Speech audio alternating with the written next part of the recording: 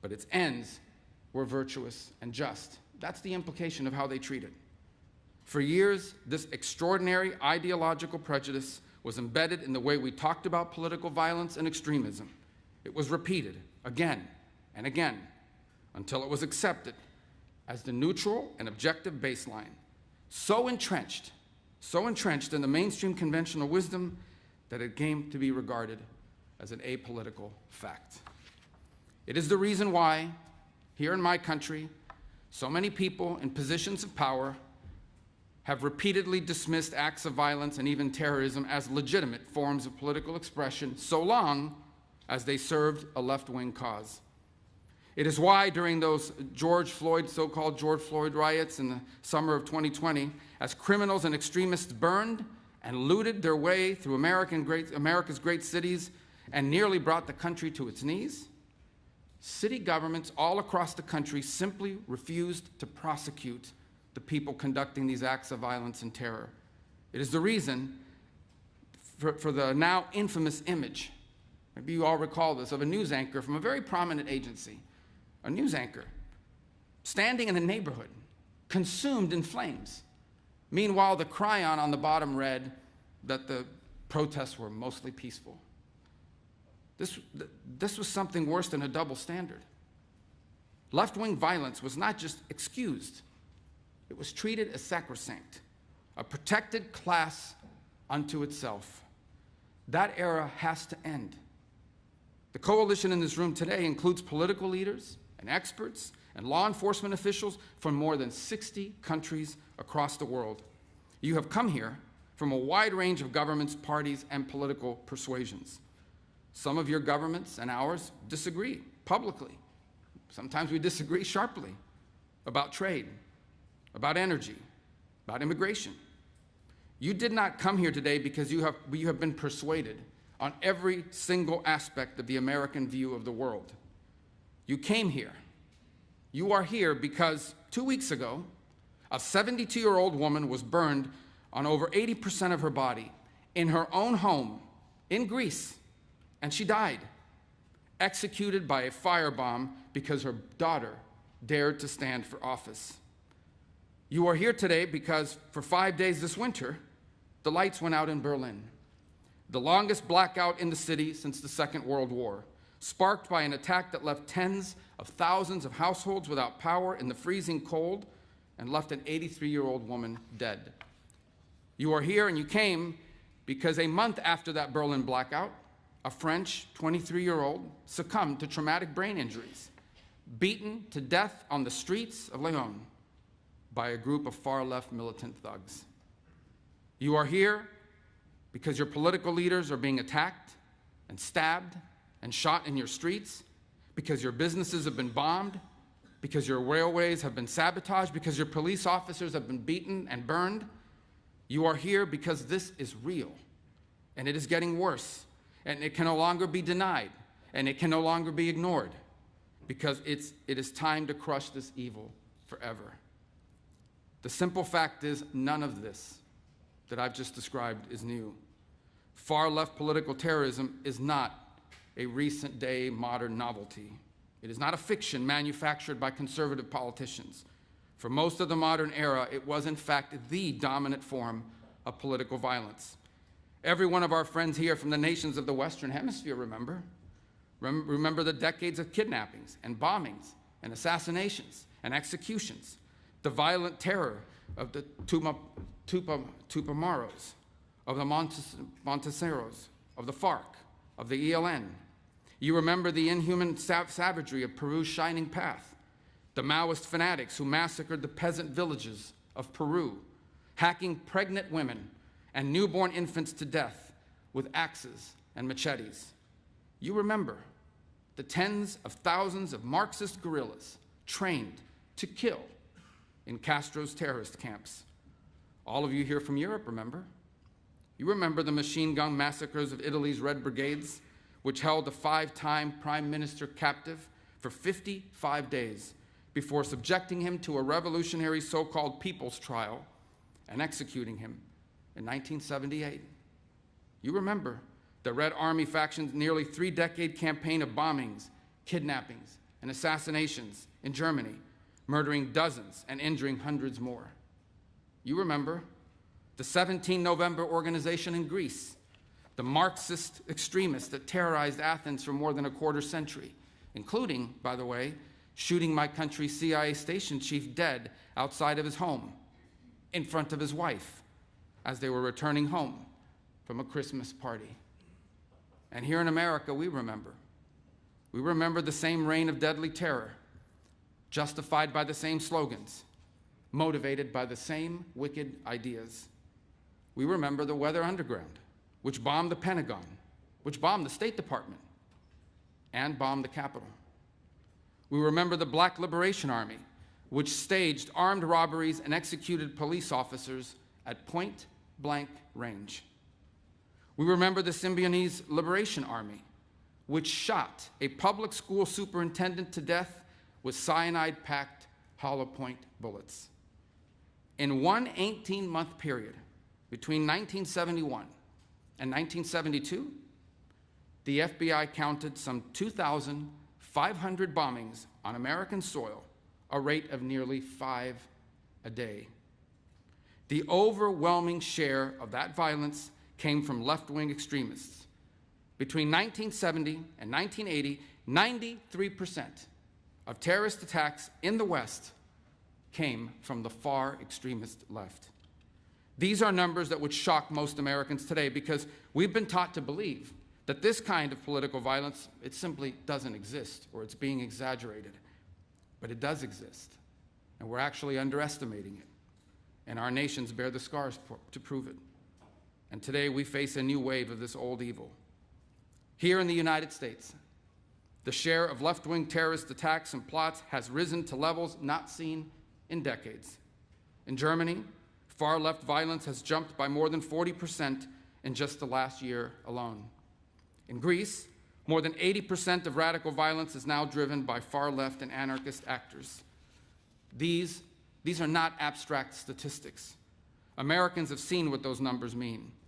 An all-out assault on our immigration officers, sniper attacks, explosives, armed ambushes, a transgender shooter opening fire on Catholic elementary school students as they pray, his gun marked with slogans like, "Where is your God now?" A healthcare executive executed in cold blood in the streets, multiple assassination attempts on a sitting president, and the murder of the greatest conservative activist of a generation, a man who happened to also be a husband and the father of 2 young children, shot and killed while speaking to a crowd of students. This is a distinctive and unique evil. It has always been driven by a hatred, above all else, a hatred for civilization itself. It is a revolt of the worst against the best, a revolt of the weak and the cowardly against the strong and the good. It is perpetrated by those who cannot build, who cannot create, who cannot achieve great things, and take their revenge upon the world for their own inadequacy by seeking to destroy those who can. This is what radical leftism is. It may wear various different slogans and ideologies across place and time. They can call themselves anti-capitalist or anti-imperialist or communist or anarchist or Marxist, but the fundamental character is always the same. It's always the same. It is a poisonous resentment cloaked in the language of equality and justice and liberation, an overwhelming need to tear down what greater men have built, to wreck what is beautiful and what is right on behalf of people who are only filled with ugliness and have nothing else to offer the world. Through violence and through terror, they once again seek to impose their ugliness on all of us. The old dogma was wrong. The old dogma was wrong. None of this is driven by idealism. It is not utopian. In fact, it is the opposite. One of the criticisms you sometimes hear of communism, for example, is that it sounds good in theory, but it never works in practice. That's actually not true. Communism does not sound good in theory. The world it envisions for all of us is small, flat, gray, leveled of all exception, drained of all that is good and noble in the human soul. The world it envisions is a world without courage, a world without creativity or ambition, a world without heroes or glory or great causes to strive towards, a world without miracles, without myths, without men who rise above the rest to do incredible and extraordinary things. And the world communism envisions is a world without God. For these architects of revolutionary violence, the towering achievement of our civilization, for them, it's an unbearable humiliation, a reminder of what they cannot do, and a reminder of what they cannot be. So they choose instead to destroy. They attack pipelines, they attack railroads, they attack power grids and laboratories, the physical embodied symbols of power and invention and achievement. This is the nature of the terrorism we face today. They despise the West because the West is great. This is an international conference because we are facing a transnational threat. These are not distinct and isolated cells. They are interconnected networks. They do not recognize our borders. They do not believe, in fact, in the nation state itself. They coordinate, they communicate, they travel, they train, and they act together, sharing the same infrastructure, sharing the same enemies, sharing the same mission. Antifa militants and their comrades travel from across Europe and to the Americas to participate in each other's attacks, to funnel propaganda and training materials and target information through shared encrypted channels, moving through underground networks of safe houses and finance, and sustain their operations through transnational funds. And they work alongside hostile foreign states that share their mission, like Iranian proxy networks, who are increasingly intimately tied to leftist militant groups around the world. The Cuban regime's sprawling intelligence and ideological network helped to build the far left in our country and in our hemisphere, and it remains inextricably linked to the far left groups and movements across and beyond the West. Today's far left terrorists can raise money in one country. They can host their communications in a second country. They can receive training in a third country. They can recruit militants in a fourth country, and then together strike a target in a fifth country. And so we have no choice but to confront this menace together. We will either cooperate across our borders, or the terrorists will continue to exploit the gaps between them. Under President Trump, for the first time, the United States is building the infrastructure, the partnership, and the strategy to defeat the scourge of far-left terror. The President signed National Security Presidential Memorandum No. 7, outlining a comprehensive strategy to investigate and disrupt Antifa terror networks and their allies.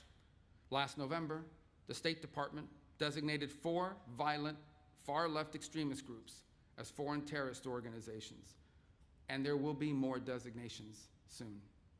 In December, we announced Rewards for Justice, offering up to $10 million for information disrupting the financing behind these groups. In May, we convened the first counterterrorism law enforcement workshop, joining American law enforcement officials and their counterparts in our partner country nations together to map and develop strategies for dismantling these networks. The next workshop will be co-hosted with our partners in Germany. The coalition we're building together is already bearing fruit, and we are here today to build on that work. We can and we must identify and map this threat and rebuild our counterterrorism architecture to defeat it, just as we have done together before. Now we must do it together again. Through intelligence and information sharing, through coordinated law enforcement strategy, through financial targeting and disruption, we will dismantle these networks brick by brick. It is time for the people of the civilized world to defend ourselves, to stand united against this encroaching darkness and fight for what is ours. It is easy to destroy great things.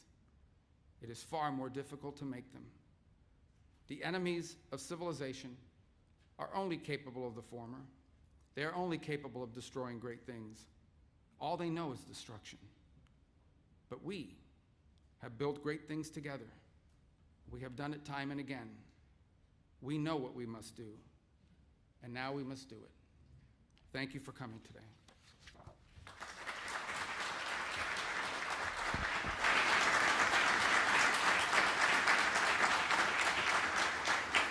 And now I want to introduce someone I work with very closely and has been a leader in this field. He is a Deputy Chief of Staff and one of the key advisors to President Trump.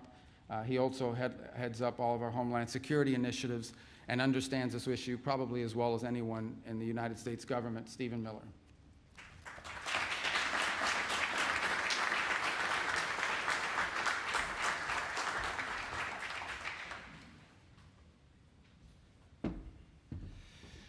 Good morning, distinguished leaders and guests. It's good to see so many familiar faces. And thank you, of course, to Secretary of State Rubio for organizing this conference and for leading this initiative. Here in the United States, we have taken the necessary and essential action of formally recognizing left-wing violence as a form of political terrorism that is a direct threat to our national security and the survival of our Republican form of government. President Trump issued a directive. In our parlance, it's called a National Security Presidential Memorandum, or NSPM, NSPM 7 to be exact, that directs for the first time in American history all of our law enforcement and intelligence agencies to work together to disrupt, identify, defund, debank, arrest, and prosecute these political terrorists that are operating in our country. It's very important to understand that left-wing political terrorism seeks as its ultimate end the overthrow of our system and form of government. And we've seen this has taken place many times in many places throughout the years, and Secretary Rubio has provided you many examples.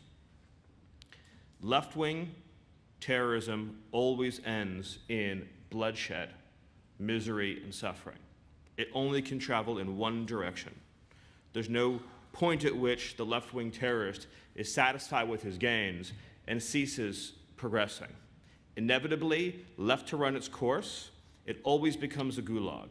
It always becomes the mass imprisonment of political enemies, the stripping of their rights and freedoms, inflicting immense pain, humiliation, suffering, in order to establish complete and total control. Control through psychological and physical and actual terror.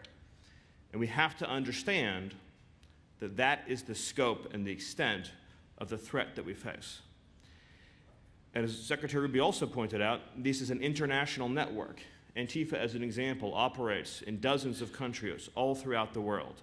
They share common networks of funding and organization and information sharing. And so all of our intelligence agencies and law enforcement entities should be collaborating and coordinating and working together in order to root out these organizations. One of the hallmarks of left-wing violence and terrorism is its completely pretextual and disingenuous appeal to civil liberties in an effort to shield its own violence. This is the tactic that the left always uses to try to protect itself from facing criminal punishment. It is essential that we are wise enough and strong enough to understand that these appeals must fall on deaf ears. When the leftist, who does not believe in freedom, who does not believe in civil rights, who does not believe in any ordered notion of justice, protests that we are violating his rights, understand that he is lying to try to persuade people who are not closely following the political scene that some injustice has been perpetrated against him. We must stay the course and be completely unflinching in the pursuit of justice against these enemies of civilization. If the left is allowed to use the real or actual threat of violence to destabilize our institutions, then those institutions cannot and will not succeed. So here in the United States, for example, we saw in the recent past clear threats of violence against our Supreme Court to try to shape how they rule on upcoming decisions. The leftist does this with the full desire, intent, and understanding that the threat of violence against a public figure or their family is meant to cow them into behaving or acting or conducting themselves differently. In the previous administration, those threats against our Supreme Court were met with near silence and inaction. So you had the combination of a violent left-wing organization threatening our nation's highest court, and the federal government and the Department of Justice turning a blind eye to it. Those are the conditions in which this kind of violence can fester as a cancer and ultimately destroy a society. Nothing that we do works if the threat of violence and terror goes on unchecked. Our political systems don't work, our judicial systems don't work, our legal systems don't work, our jury trials don't work. And at the same time, we have to understand there's a real threat that those who are not themselves terrorists, but who support left-wing violence, will create the conditions that allow that violence to go on without any meaningful inhibition. So, to be specific, we've seen some of our nation's cities in America, like Washington, D.C. and New York City, something, again, it's an American term, but it's known as jury nullification. This is when a person is obviously guilty of a crime, but the juror, because they're ideologically sympathetic to the perpetrator, will not sentence them to the crime which they've obviously committed. We've seen in the United States, again and again, individuals who are part of left-wing organizations who've committed assaults against ICE officers or federal law enforcement who've been brought to court where clear evidence has been presented against them that the jury has refused to convict for purely political reasons. When you've reached that point, it demonstrates how deeply the cancer has begun to infest your society, where people have created an internal rationalization structure to justify unsanctioned violence against the state and state actors to achieve a political end. We have to use every lawful and legitimate tool that we have to demonstrate that justice will be served and delivered, and to prove that these kinds of tactics and techniques will ultimately fail.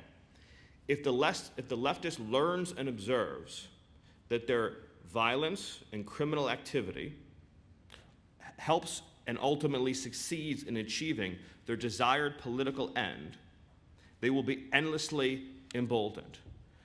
Here in the United States, we've seen a growing and deeply alarming increase in attempted assassinations against public figures. Most notably, of course, the multiple assassination attempts against President Trump, the successful assassination attempt against Charlie Kirk, many others. This is a fatal cancer to civilization.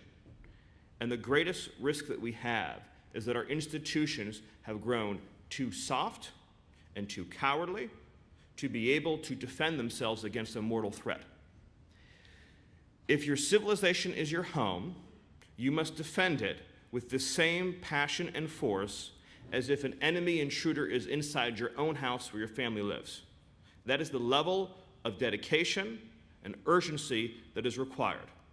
And the greatest threat is that even though there are far more of us, there are far more people who believe in order and civilization and liberty and the rule of law, is that if we are softer than those who seek to end us, then the smaller but more radical minority will succeed.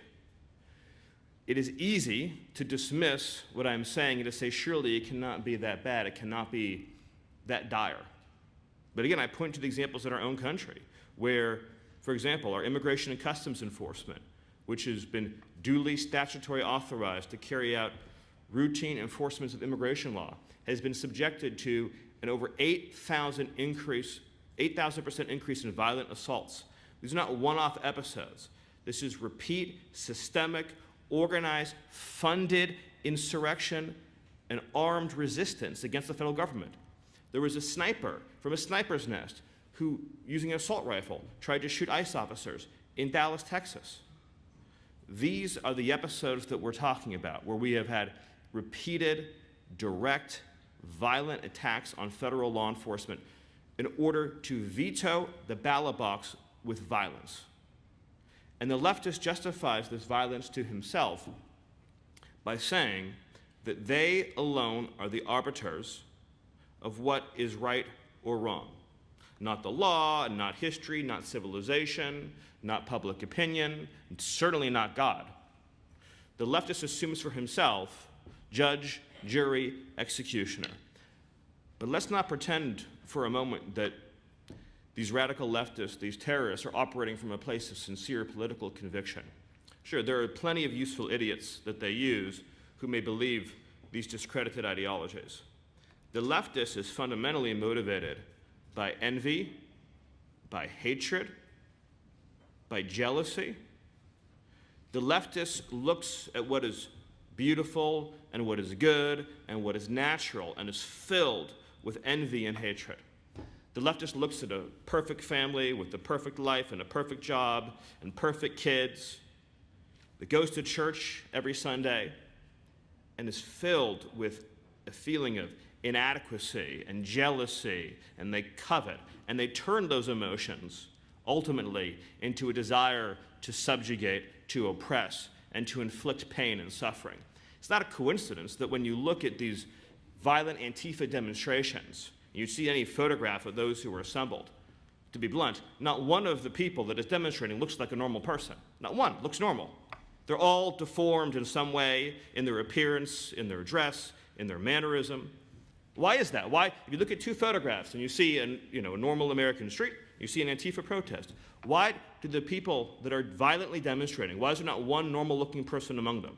Every one of them, through the course of their life and their decisions, has scarred their body and their appearance in many different ways, to the point in which their outer appearance becomes a manifestation of their inner hatred. Trust your instincts. To all people and across all civilizations, you know what normal is. You know what beautiful is. You know what good is. You know that families are right. You know that children are precious and beautiful and must be protected. You know that the criminal and the junkie and the predator is a threat to normal, healthy living. This is so much deeper than issues about taxation and regulation, although they're incredibly important. It's about normal, healthy, ordered living. And the violent leftists, for these deep-seated reasons, going back to the earliest wisdom taught to us in the Bible about coveting. And I'm not talking about rich versus poor. I'm talking about a much deeper kind of coveting. Coveting people who are morally superior, who are superior in the simple, truthful way they live their lives. People that they look at who are happy and ordered and peaceful and contributing to their communities. That burns an ember in them, and that's how you end up with the horrors we've seen throughout history, where good families are dragged out into the street and executed. And you might say, again, you're describing a future that seems impossible to conceive of. When it comes to preventing these horrors, it is the burden and the duty of good people of all walks of life to understand that you will always be accused of raising the alarm too loudly. If you wait until the point where the worst outcome is so obvious that no one can deny it, you've already lost the battle. That's the fundamental point. If you say, I will not raise this alarm until the threat is so present and so clear and so obvious and so imminent that none can deny it, well, it's already too late. It's already too late. I would rather prevent a threat from occurring and be accused for the rest of my life of having falsely raised the alarm, knowing in myself that I was right, than for fear of being judged, having waited too long until the point of no return has been crossed. The good news is that we are far away from the point of no return. So all of us should organize together and work together for the good and the benefit of all the people in our societies, of all walks of life, of all persuasions, to deliver for them what they are justly entitled to, which is to live with safety, with fundamental human dignity, and with the ability to live in peace and harmony with their families and neighbors. Thank you all, and God bless.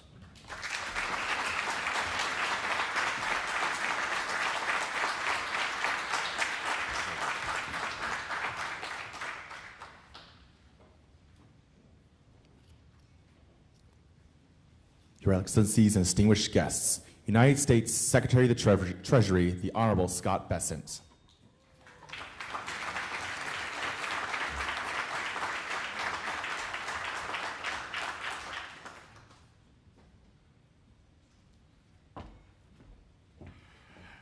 Good morning. And before I proceed, I'm going to go off script for a minute, which is always dangerous, but I'm going to remind everyone in this room and all the media that I was the subject of an assassination attempt February 2024 by an addled left-wing activist 2 hours after being sworn into my job. So any of you who want to report that this is a fiction and does not exist, be there for the sentencing this August. So, good morning. Thank you, Secretary Rubio, for convening this ministerial and for the invitation to be here. We are here together because the resurgence of political terrorism, transnational in design, and far-left in doctrine is no longer the concern of any one nation. It demands a response that draws upon the distinct and combined strengths of every government represented here today. Every government. Ours begins where every campaign of terror does. Its financial lifeblood. And at President Trump's direction, the United States Treasury is bringing the full weight of our authorities to defend the integrity of the U.S. global financial systems.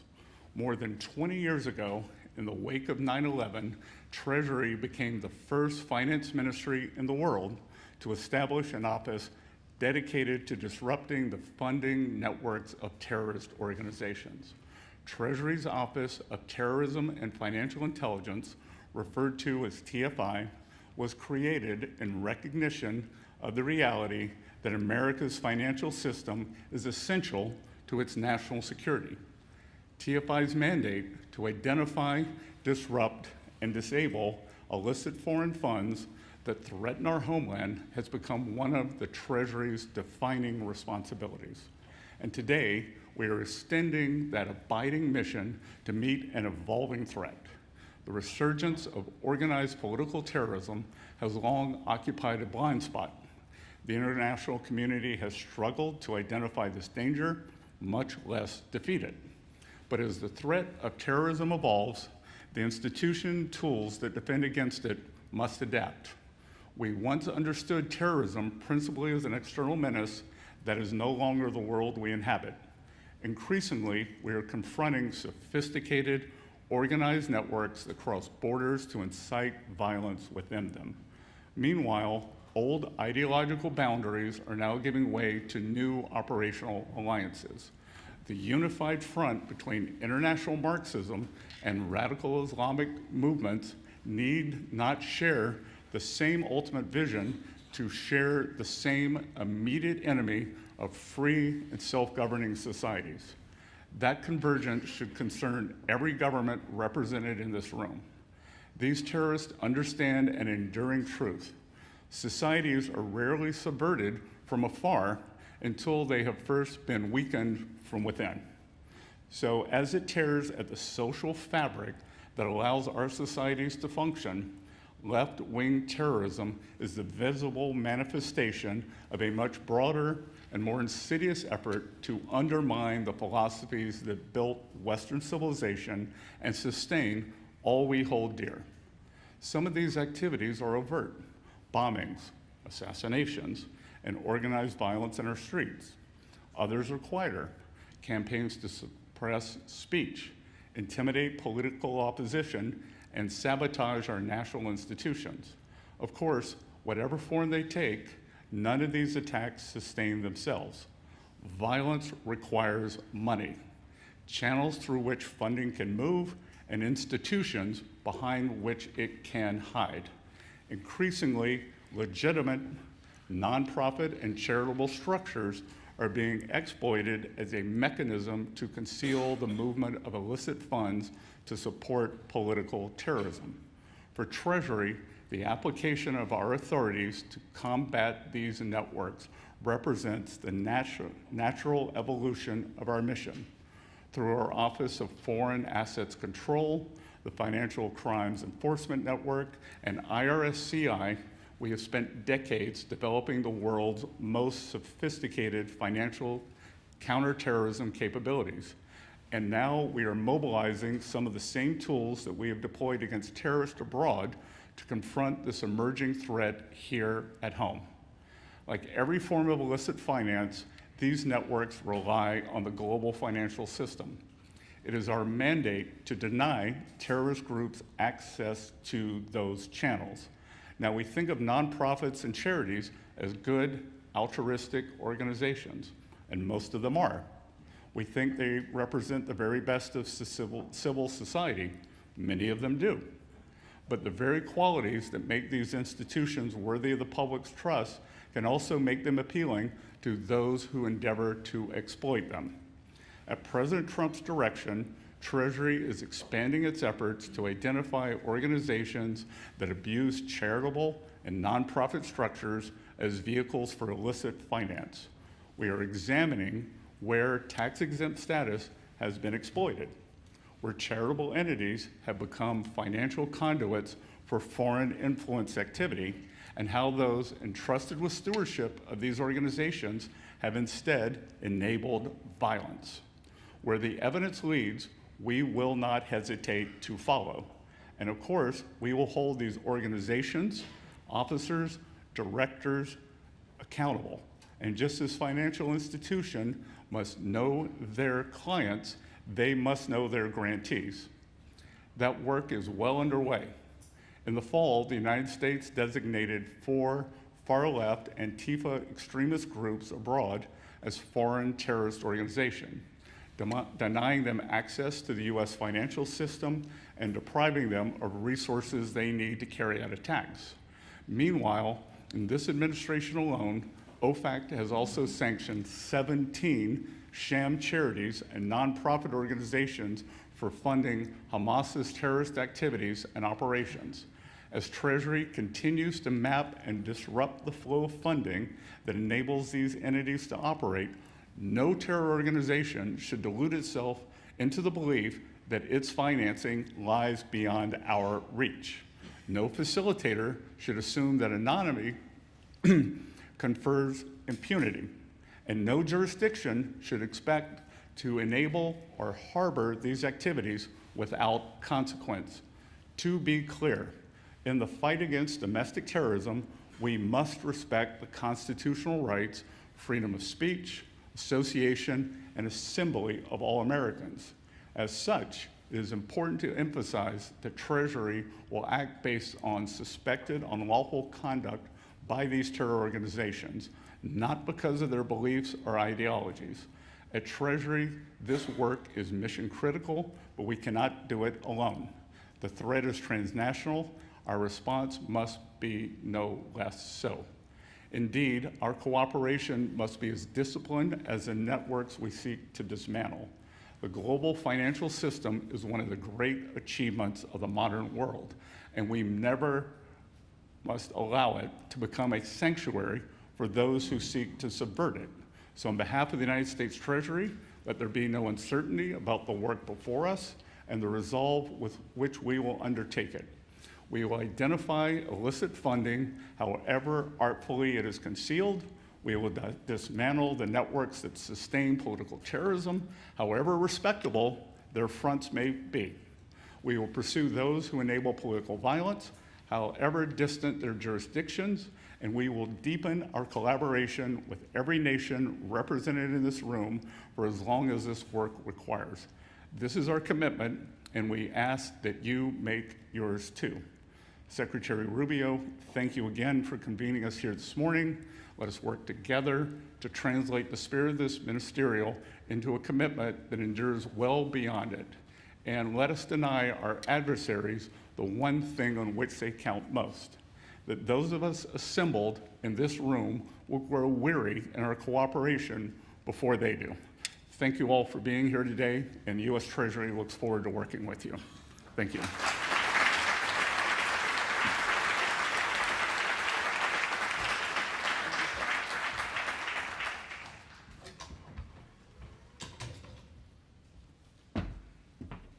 Thank you, Secretary Besson. Thank you also to Homeland Security Advisor Miller and to Secretary Rubio. These are obviously very important topics. We're looking very much forward to the panels today that will involve many of your countries. Again, I just want to thank those of you who have come here from a long distance, looking around the room at the names of the various countries that are represented here. Really, we're seeing countries from all over the world who have come here. We look forward to continuing to share our perspectives on these issues. We look forward to hearing your perspectives on these issues. So I'm very much looking forward to taking some of the issues that were posited by our speakers this morning and continuing these discussions with all of you in the panels that will take place throughout the day. I think now we have a break for a number of minutes, and then we will resume with the first panel shortly. Thank you very much. Your Excellencies and distinguished guests, this concludes our opening session. Panel session 1 will commence at 10:45 a.m. Thank you.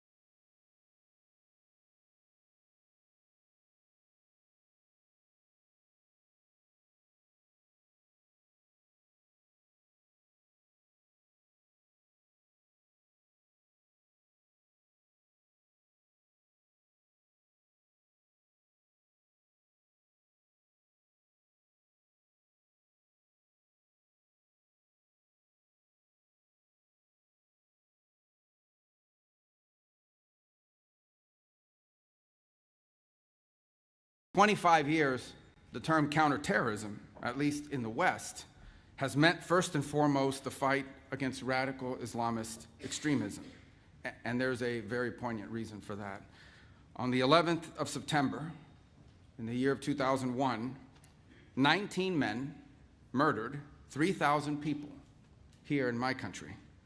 Then that same enemy struck Europe, murdering nearly 200 commuters aboard trains in Madrid in 2004, and 52 more aboard London buses and the underground in the